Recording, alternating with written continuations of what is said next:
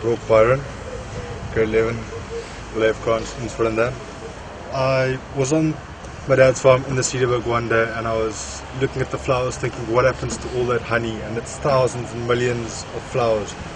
And I saw the bees working. I thought, what happens to the honey that comes from those flowers?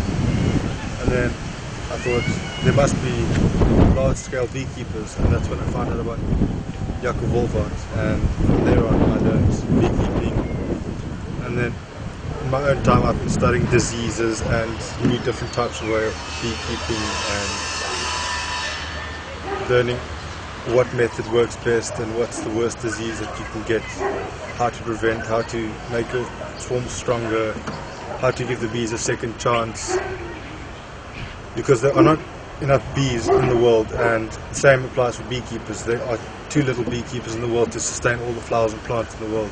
That money I got for buying this hive comes from removing feral swarms, and unfortunately sometimes you can't save the bees, so you have to close the hole up if it's in an oak tree and you can't get into the tree and take them out.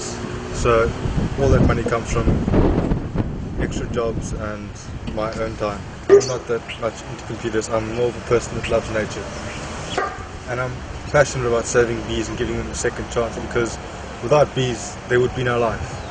There would be nothing in this world, because without bees plants don't grow, there's no oxygen, because plants need pollen to stay alive. So even if it's a pepper tree, they still need pollen to stay alive, otherwise they don't give off oxygen. The box is made out of origin pine because the bees like pine. It's painted white because in summer here it gets extremely hot. And then at the moment South Africa is having a shortage of wax. This is why we don't really like to use it, but it's plastic wax strips that have the design of the comb. It just gives the bees a head start and shows them guidance. You must build that way, at that size. And then they fill this entire thing, and the wires are only just to really reinforce the frame and the comb. There's 10 frames in a box, and most of the time the brood, which is the eggs of the bees, are in the middle, so they'll mostly be from roughly around about the middle 4 to 6 frames will be full of brood, and then the side frames will be full of honey.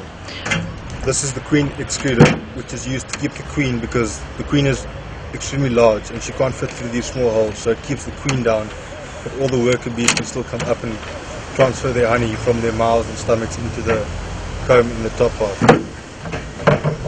And then in the top part, which we usually save our wax, is natural wax strips, which is extremely expensive. It's more expensive than honey at the moment. Honey goes for 60 Rand per kilo, and this goes for 125 Rand per kilo.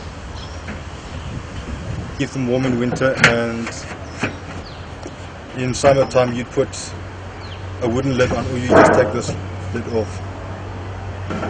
Today we are going to give the bees a second chance. Instead of fumigating them or irritating them, we're going to give them a home and transfer them to a beautiful vegetable garden.